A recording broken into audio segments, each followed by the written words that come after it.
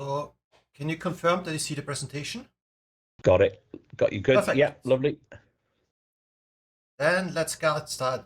So welcome everyone to my session about Azure DevOps and all the different options we have for hosting our agents. I want to kick off the session with an introduction to what pipeline agents are and why we need them. This is especially useful if you're new to DevOps, if you want to get into it. And later on, we look into the different options we have. So first the Microsoft hosted agents and then the self-hosted agents. And all of this will lead us to the Managed DevOps pools, which is a new service and one of the best services we have right now in Azure, in my opinion. And it's amazing for Azure DevOps. Before I get started, a couple sentences about myself. My name is Wolfgang Ofner. I'm a freelance cloud architect. I'm based in Toronto, Canada, and I focus on different Azure topics. Lately, it's mostly security, architecture, and governance, but I also give trainings and talks about Kubernetes and DevOps. If you're interested in all these topics, I have a blog, and I also started a YouTube channel this year where I post every week a new video where I go into depth into a new topic and try to explain it step by step. If you have any questions, you can always interrupt me during the presentation. I'm really bad at looking at the chat while talking, but I will also be here after my session and also after the second session if you have any questions. And you can also reach out to me. The best way would be LinkedIn, and I'm happy to answer all the questions you have. With this, now let's get started and let's talk about why do we even need Azure Pipeline Agents. So the main reason why we need these agents is to have a piece of code that can run our code and execute scripts, tasks, whatever we need to build, test, and deploy our application. For example, if you have a .NET application and you develop locally, you have Visual Studio, you press F5, and suddenly it runs. And there's a lot of stuff happening in the background. So you have a NuGet restore, you have a build, a publish, and all of this can be done with the agent as well. But you can also run PowerShell scripts, Bash scripts, so the options you have are basically limitless. One thing you have to consider is when you have an agent is that this agent needs certain tools and dependencies. For example, with the .NET application, our agent needs the .NET SDK installed. And everything else you need. For example, if you want to build a Docker image, you have to have the Docker CLI and so on. Then, as I said, the reason why we have agents is we want to execute some script, some code. And the reason why we want to do is we want to deploy as often and as fast as possible. And we also want to make sure that our deployments work. If you take a look at, for example, Microsoft, if they build a new feature into an Azure service and then they have to roll it out, so they probably test it internally, then for some limited customers or beta tester, and then they have to roll it out worldwide, so different continents, different regions. There are many, probably hundreds, maybe 1,000 steps involved. If a human needs to do this, they have a massive checklist, and I think there's a 100% chance that they will forget something. And then you have to figure out what happened. With an agent, the agent always executes the same steps. And this also leads to audit logs. So when my agent runs, I know exactly when my agent ran and what it did. For example, I saw it deployed the version 1.2 of my application on my dev environment. And so I know exactly what happened. And if my dev environment doesn't work, I can look at the agent, what was deployed last, and then I can revert it or fix it. And with the agent, we have two big groups, how we can use them. So first we have the Microsoft hosted agents, and then we have the, then we have the self-hosted agents. So now let's take a look first at the Microsoft hosted agents. As the name suggests, Microsoft takes care of our agents, and we can just pick them and use them for whatever we need. There we can use an Ubuntu, Windows, and Mac OS agent, and you also have different versions of the agents. So with Ubuntu, I think Currently, there's still 20.04 available for a couple more weeks, but you also have 22.04 and 24.04. And with Windows, we have, I think, 2019, 2022, and soon also 25. And as I said, since Microsoft takes care of everything, it's very easy for us to use. So on the right side, here we can see we have a pipeline, and there I can just say what I want. With the VM image, I say I want the latest version of the Ubuntu agent, and that's already it. Now I can use this agent and execute a script. In this case, just pasting something to the output. This is especially great if you're getting started, because you don't have to configure anything, install anything, or also if you have a small project. If you have 1 or 2 developers, you don't have someone who can take care of all the infrastructure needed, so you just use the Microsoft one and everything works. Another advantage is that these agents already come with a lot of pre-installed software. So all the commonly used runtimes, languages, Docker, CLIs, everything is already installed. So if I go back to my .NET application, if I want to build my .NET application, run unit tests, and create a Docker image, all of this is already installed on the agent. So I can just pick the agent and do all of this. And it's also very cost effective. Microsoft takes care of it, so I don't have to care about updating it, creating new agents, installing new software. For example, in fall when .NET 10 will be released, Microsoft installs the newest version. So I can really focus on building my own application and don't have to worry about this. And I also have a slide later about the cost itself, but we also have a free tier. So if you're a small team, you might not even need to have a paid version. So the free tier might be enough. But as with always, not all good things, or all good things also have some limitations. So one of the downsides is every time you have a new pipeline job, you get a new agent. This means you can't take over files. For example, if you build a Docker file and then you build it again, it's not going to be cached. So it's going to be built again from the ground up.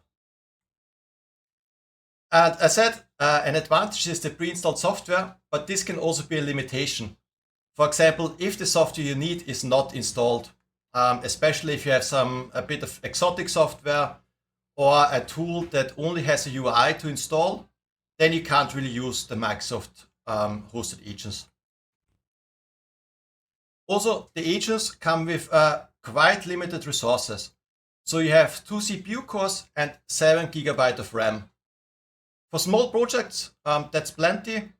But one of my teams is building their own Ubuntu distribution, and it takes around 1 hour and 10 to build, because with 2 CPU cores, it's quite slow.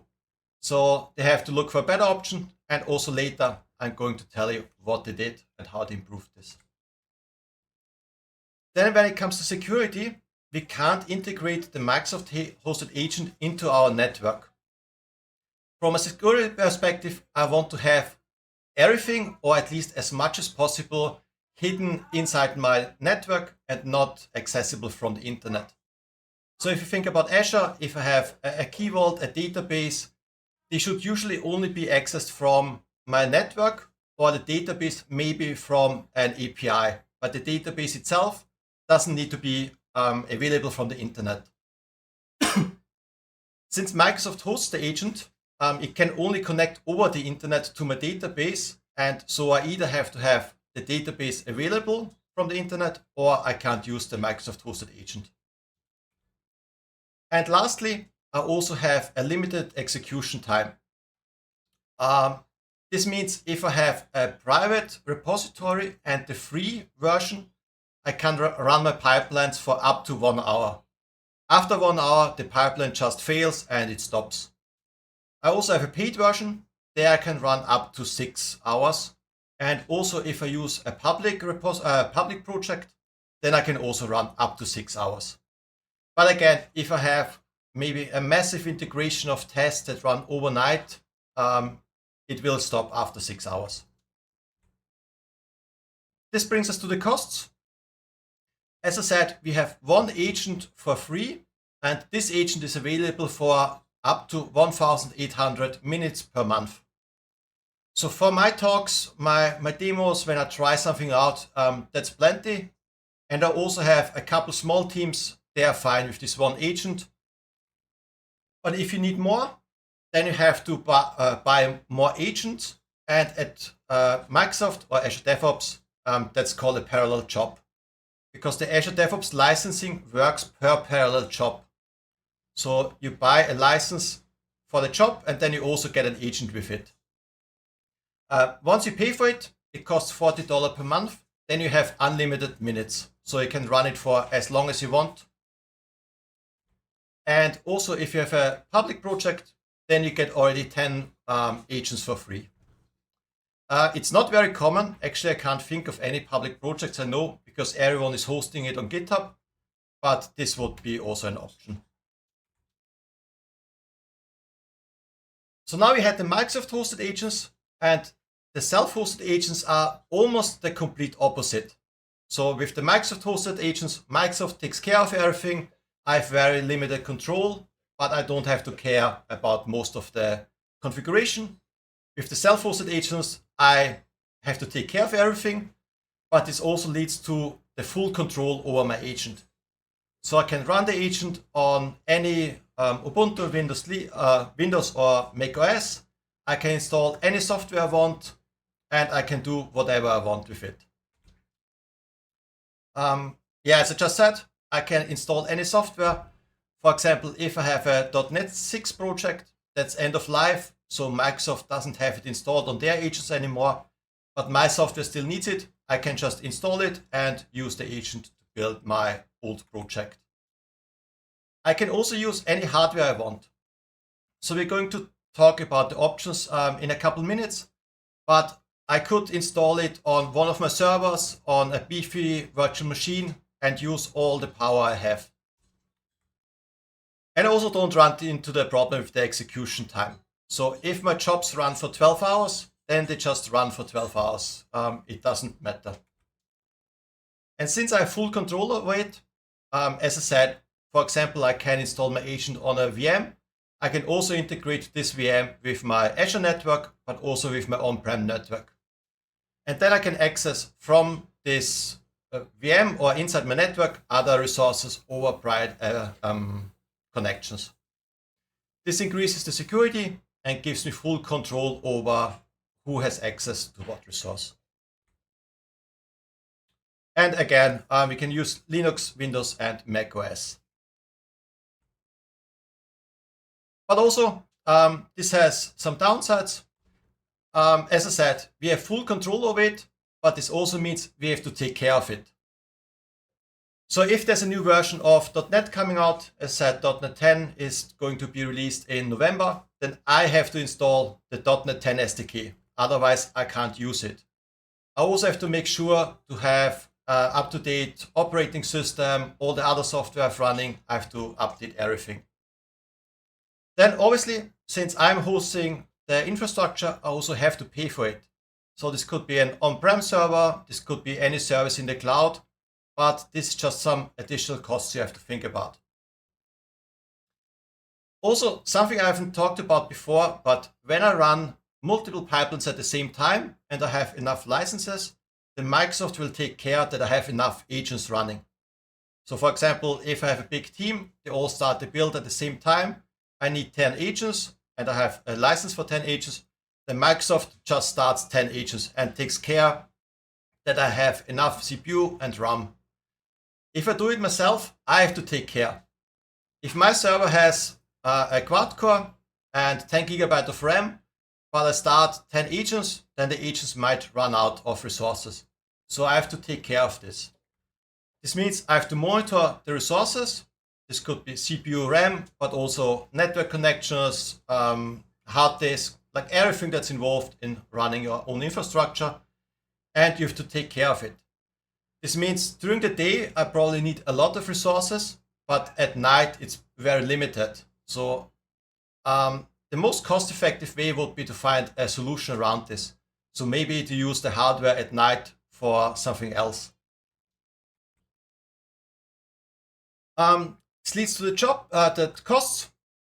It's the same as with the Microsoft hosted agents. We have one parallel job per organization. And if you want to buy more, something I forgot. If you have a Visual Studio Enterprise license, you also get a free parallel job, and you also get one Microsoft hosted agent. So if your team has 5 members with 5 Visual Studio Enterprise licenses, then you have a total of 6 licenses. So you might not even need to buy more. And since you're running the agent on your own hardware, the license is a bit cheaper. So it's going to be $15 per month per agent. And I said this before, you have to pay for the infrastructure, which can get quite expensive. Now let's take a look at what options we have. I said before, we can just use a virtual machine and install our agent there. And since I'm in IT, this has been the go-to solution. So every time there was a topic about we need a new agent, it was we install a new VM and install our agent on it. The reason it's very easy. Everyone knows what a VM is. I think everyone can install one. They're like VMware on Azure. It's a couple clicks and I have a VM running. So there's no problem at all from a technical perspective.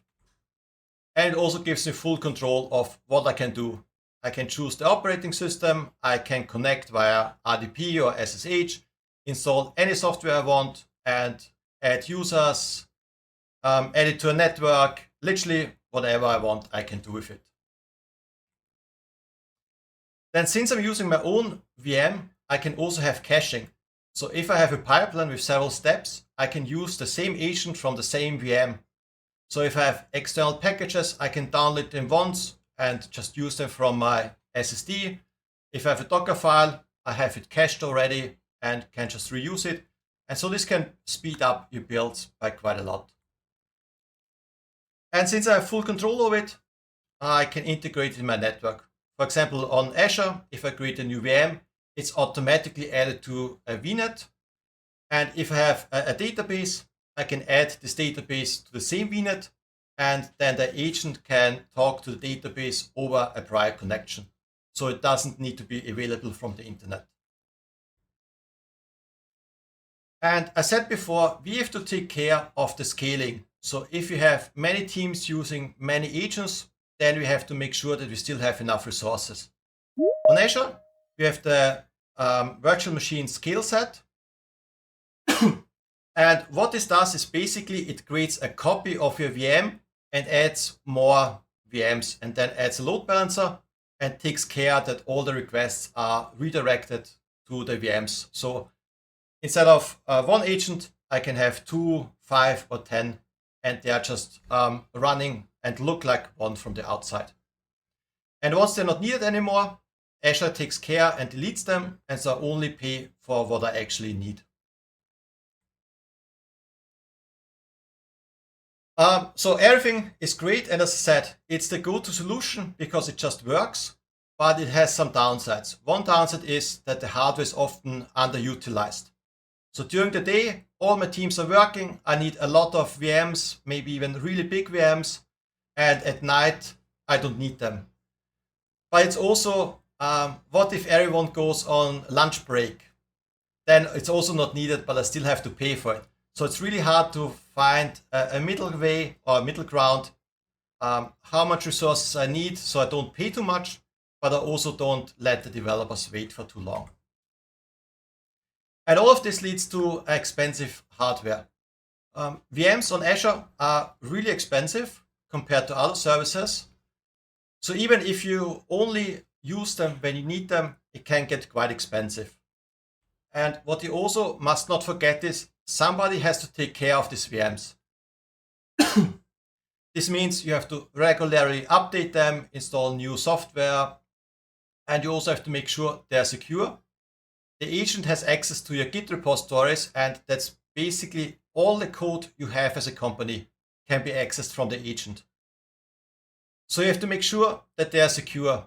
On Azure, there are different options we have. We could implement a VPN, we can have Azure Bastion to connect to our VM, but whatever we do, it adds more costs and more management. And all of these troubles led to an idea that we can also run our agents in container. That's something I liked in the last couple of years, especially for smaller tasks. But we'll see, it also has its downsides. But first on, as with containers normal, we can install whatever software we have in a Docker file. So if we take a look at this Docker file here, we're using Ubuntu 24.4 as our base. Then we install some tools, for example, Git or curl, and then we install all the software our agent needs. In this case, with the .NET 9 SDK, and we also have Podman to build container images. The advantage of running your agent in a container is once you have configured the Docker file, you can just build it and run it on your local machine. And to run it, all you need is the URL of your Azure DevOps server or service. Then you need a personal access token and you need a name for your agent. And when you're done testing, you just stop the image and everything is gone. You don't have to clean up anything. Agents in containers, they are usually used if you already have an Azure Kubernetes Service Cluster, AKS, or if you don't have this, you also have Azure Container Apps. That's a kind of new service which allows you to run container images, and Microsoft takes care a lot of the scaling, and it also has a free tier, so it can run for quite some time for free. And no matter what solution you use, we can use KEDA, the Kubernetes event-driven architecture, to scale our containers to 0. This means they are not running, and only if I start a pipeline, KEDA starts the agent. And so I only pay for the time my pipeline runs. Once the pipeline is finished, the container stops again. And this can be a quite cost-effective solution. And I like to do this to do some deployments. For example, if you use biceps files or Terraform files and you do a Terraform apply, you can have this in an Azure Container app.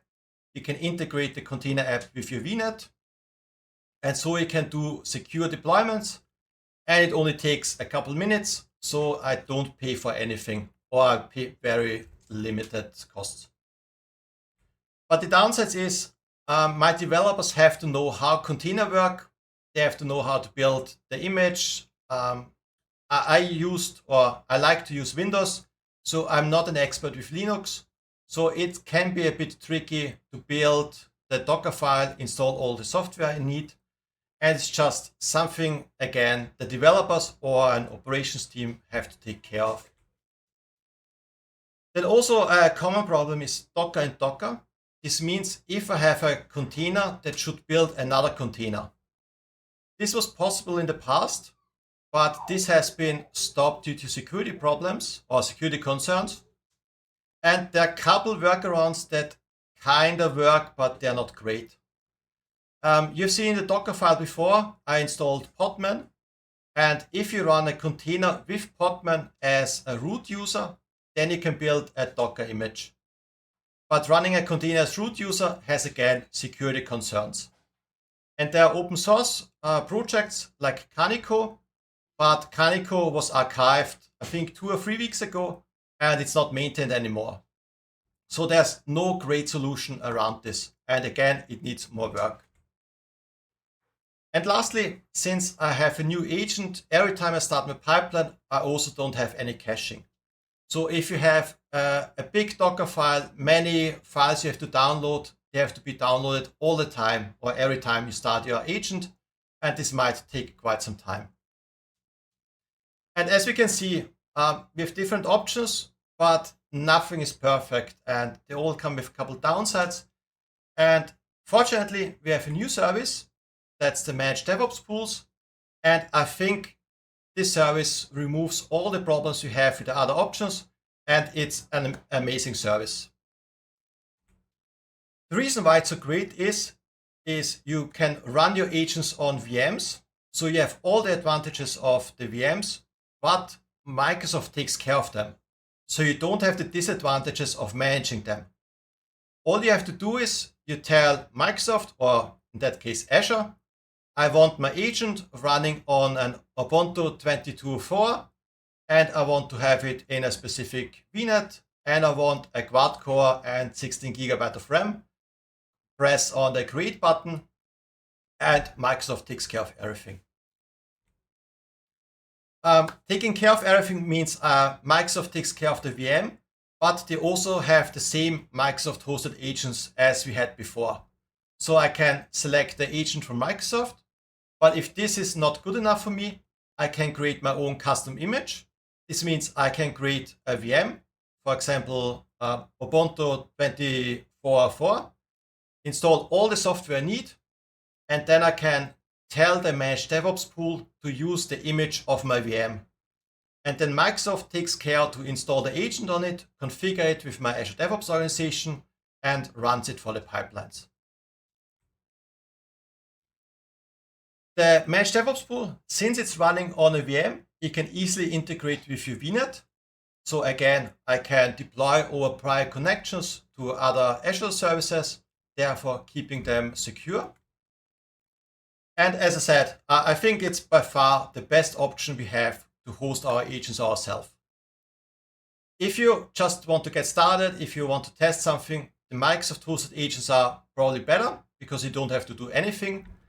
But as soon as it's getting a bit more complicated, you can, or you should use Managed DevOps pools, in my opinion.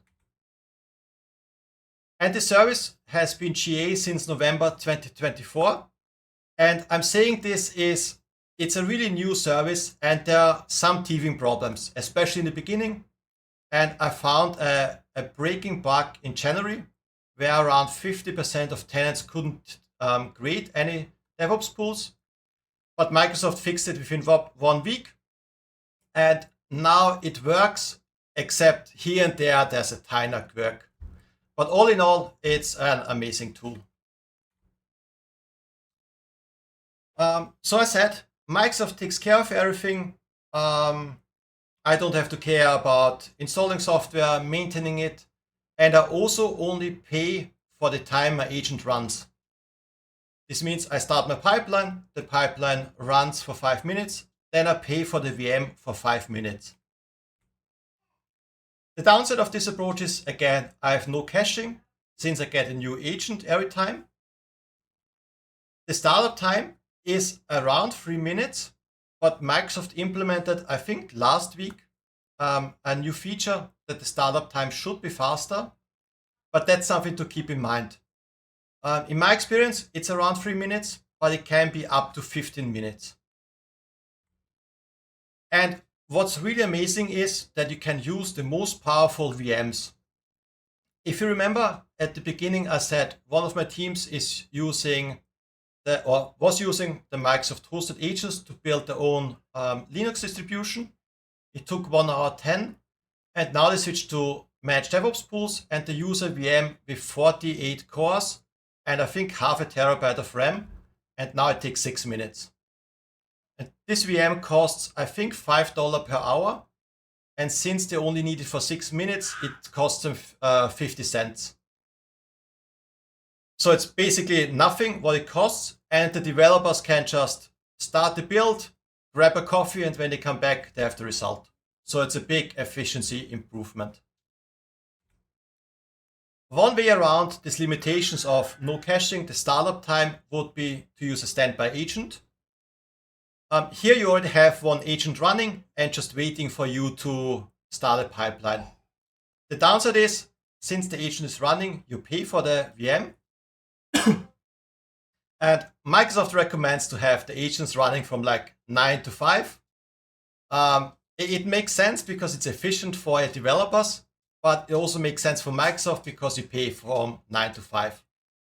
So a solution would be to have an agent with a very short time to live. So for example, if I have an agent that only lives for 5 minutes or is idle for 5 minutes, then I can start my pipeline. I don't have an agent, so I have to wait up to 3 minutes on average to create a new agent. But if I have a second pipeline running afterwards, then it can pick up the same agent because I didn't have to wait. And after all my pipelines are done, the agent waits for 5 minutes. And if no new pipeline started, then the agent just stops. And so I only have to pay for the additional 5 minutes. That's my solution. It works for me. Microsoft also have a feature that they scale it automatically based on your needs and your usage. But this is something you should try out for yourself. And the last thing, it's the same as with the Microsoft hosted agents we talked before. I can set a maximum of agents I want to have running. And if I need more agents than I have currently, Microsoft adds more until this limit is reached. And with this, now let's switch over to the Azure portal and let's take a look how Managed DevOps pool looked like.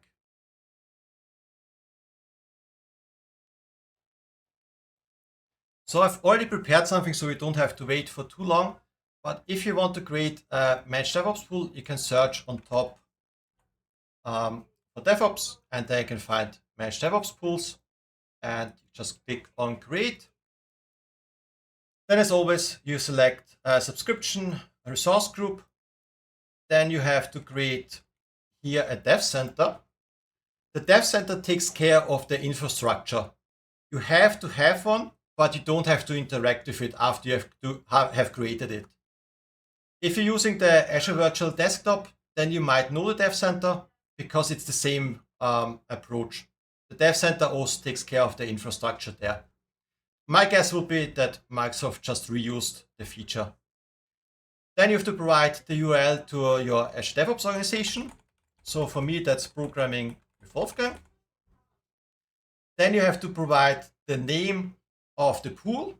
And this pool is being created automatically. So I use Managed DevOps pool demo. And this is one of the quirks I said before. This is a pool I used in like December, January, when I tried this feature the first time. And there I ran into a bug. And now Azure thinks this pool exists, although it has been deleted from everywhere. So this is somewhere in the Microsoft backend, somewhere hidden.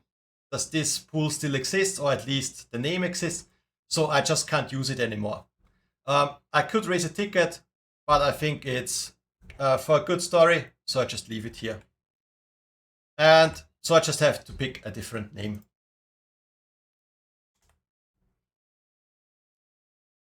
Then you select the region where you are, the maximum amount of agents.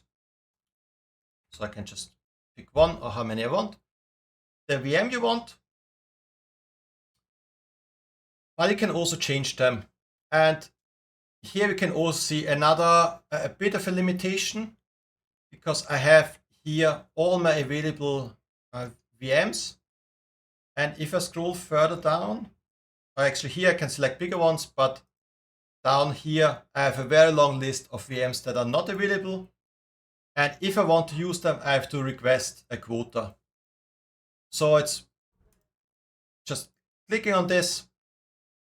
Usually it opens a new window, and then I can say that I want this. And sometimes it's approved automatically. Sometimes you have to wait a couple hours or days for Microsoft to approve it, and then you can use here the most powerful VMs. So if you take a look at here, we have here 96 cores, more than 700 gigabyte of RAM, and no price. But that's a couple $1 per hour. Next up, we have the disk. I always use SSD since it's quite fast and cheap. And down here, you can select the image you want. So the last couple of weeks, this got changed to Ubuntu Server. And this is a bit tricky because the Ubuntu Server doesn't have the agent installed. I don't know why this happened, but in the beginning, it already had an agent selected. So what you have to do is you click on the Add Image from Library button, and there you have this Azure Pipelines image. And there you can see the different versions we have. So Windows Server, so 2025 is coming, I think, next month, and 3 Ubuntu versions, although the 2004 will be retired also in the next couple of weeks. Then I could also select one from the marketplace. For example, if I need Windows 11, and I can also pick my own. In this case, I don't have one, but if I had prepared one before, I can just select it here and then I can use it. That's basically everything you need to get started. So you can just click Review Create and create it. And then it takes like 2-3 minutes and everything is created. But since I didn't want to wait this long, I've already prepared one. And what this does is it creates a new agent pool in your Azure DevOps organization. So if we switch over to Azure DevOps, so we can see here, that's the agent pool, the Managed DevOps pool created. And something I haven't mentioned yet is what agent pools are. When we start a new pipeline, we don't select an agent itself, we select an agent pool, and then Azure DevOps picks one agent from inside this pool. So usually you have agents that are similar or the same inside the same pool. So this could be, for example, one pool for Windows, one pool for Ubuntu, or one pool for .NET, the other pool for Java, and then Azure DevOps just assigns one agent. If I click on this Azure Pipelines one, that's the one that comes by default, then I can see here my agent. I can see all the jobs it ran, and I can see all the agents I have. So in this case, it's one agent. And if I go back to the Managed DevOps pool, it looks exactly the same. So I have one job that I tried yesterday, but I don't see the agent here because there are no agents running and Microsoft takes care of the agents. So I don't need to see them. And to use this one, I have prepared a pipeline. So in my project, I go to pipelines and I just start this pipeline. And then we take a look at what the pipeline does. So right now it's queued and it says here acquiring an agent from the cloud, and they're provisioning the agent for me. And this is what I said before. In my experience, it takes usually around 3 minutes, but hopefully with the new features, it's even faster. So while this is running, let's take a look at the pipeline. And if you're familiar with pipelines, there's nothing special in it. So what you have to do is here the pool. That's exactly the same name we use for the agent pool in the Managed DevOps pool. And then we can run whatever tasks we want.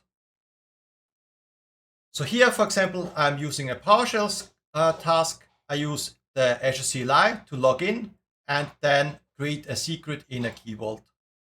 Later on, I read the secret and then I publish it as a file so I can prove I read the secret.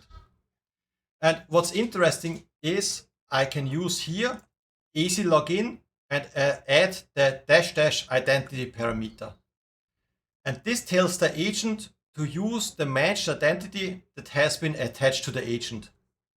This means I don't need any service connections, I don't need any service principals, passwords, nothing. I just say use your identity, and this identity has the permissions, in this case on the key vault, to read and write secrets, and I don't have to take care of anything. And the way this looks, let's switch back to the Azure portal. And we're going to open my Managed DevOps pool. That's the way it looks once it's deployed. Here you can see an overview of the usage. So here you can see it ran yesterday once, and since then has been idle. And down here we have the same settings we configured before.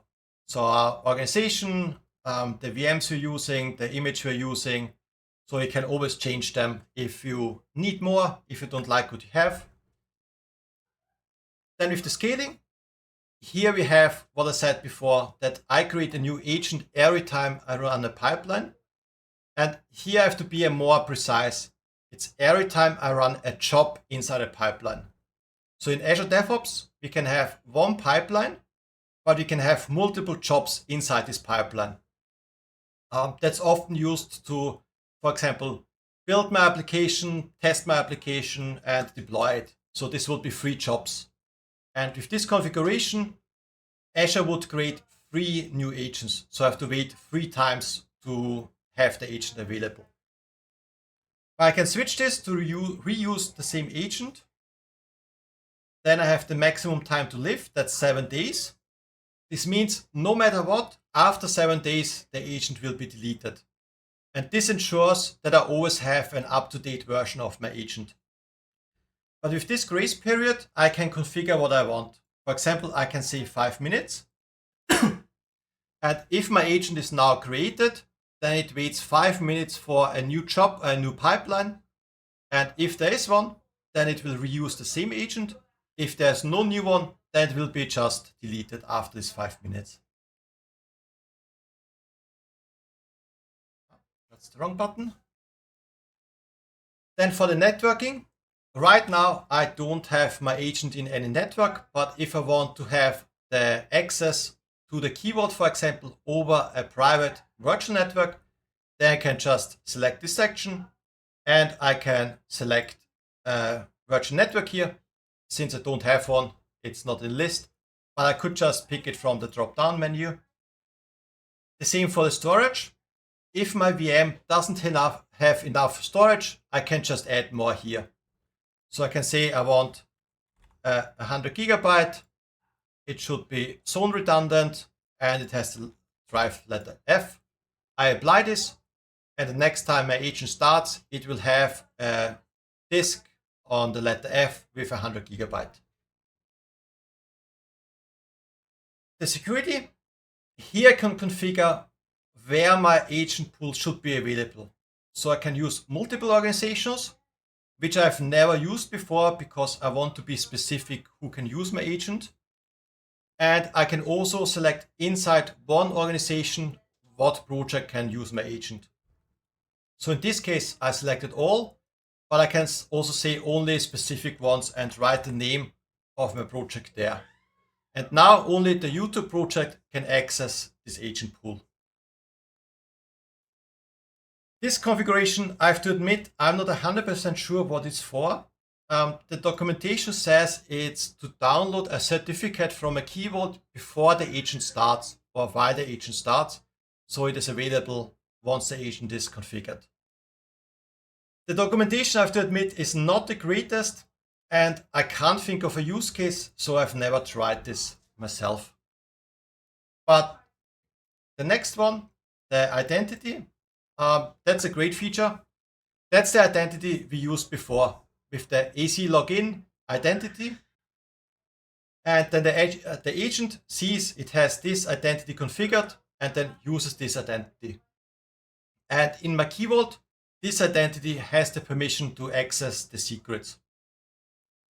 And that's general in Azure. You want to use managed identities everywhere. You don't want to have any username, any password, because they're unsafe. You have to store them somewhere. They can get leaked. They're quite a hassle. And with the managed identities, you don't have to take care of anything. And lastly, the agent. There you can see I have one agent and it says pending return. This means probably that the agent finished running my pipeline and is being deleted right now. And that's everything you can configure at the moment. It's not a lot, but I think it's everything you need. It's simple, easy to use. And if you take a look at the pipeline, it hopefully successfully finished as well. There you can see everything is green. The pipeline ran only for a couple seconds, it's not doing much. And it started at 2:18 my time, so this was 3 minutes ago. This means it took around 3 minutes for the agent to be created. And to prove that the agent could access the key vault, we can take a look here at the file it created. And if we open this, then we can see it wrote in here, this is a secret. That's the value of the secret in the key vault. And to check that this is true, what I'm telling you here, let's take a quick look at the key vault I have. There I have one secret. And if I show the secret, it says here, this is a secret. And if you take a look at the permissions, then I see here the identity somewhere. Here we have the managed DevOps pool identity. And therefore, the agent was able to access the secret. Okay, that was everything I wanted to show you today. So if you're interested in the slides, you can scan the QR code. You can also find them on my GitHub repository. It's called Presentation, and there you can find the slides from all my sessions. And if you have any questions, I'm happy to answer them right now or after the second session. Or as I said, you can also contact me on LinkedIn. And if you're interested in managed DevOps pools, I have a couple longer videos where I explain everything step by step, how it works. And I also provide always the code for everything, so you can easily try it yourself. Great stuff. Thank you, Wolfgang. Don't think we've got many questions in there, just a few comments. But yeah, if anybody's got any questions, drop them in the chat. But no, it's great stuff, and to be honest, it's kind of pushing me to go back to doing a bit more now with doing some jiggery pokery with the old DevOps world that I've managed to stay away from to a certain extent for a little while now. So no, great stuff.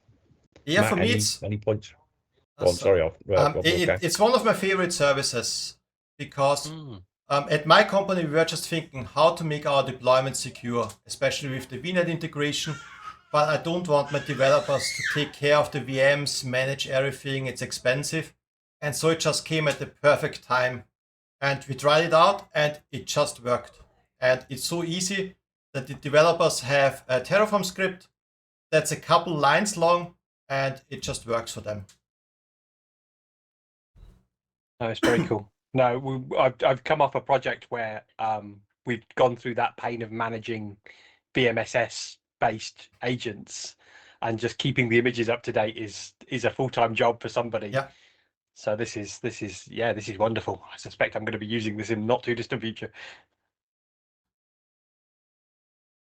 No, awesome stuff. Thank you again, Wolfgang. Yeah, if everybody wants to show their appreciation, I know it's a few little reactions, but no, really appreciate it. Good to see you again, Wolfgang. Thanks for joining Yeah, the thanks for having me. session tonight.